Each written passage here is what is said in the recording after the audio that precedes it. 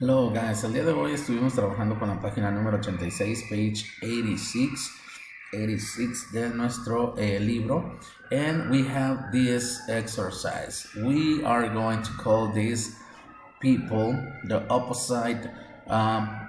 Track 60. The opposites family. When it's sunny, they're cold. But when it's snowy, they're hot. When it's rainy, they're dry.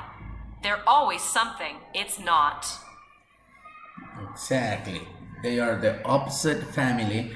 Y lo que vamos a hacer es lo siguiente. We have to draw the clothes that we need for the sunny weather because it's hot. Está caliente. The sunny weather es soleado. Vamos a dibujar aquí la ropa que necesitamos cuando está soleado. Snowy es cuando está cayendo nieve.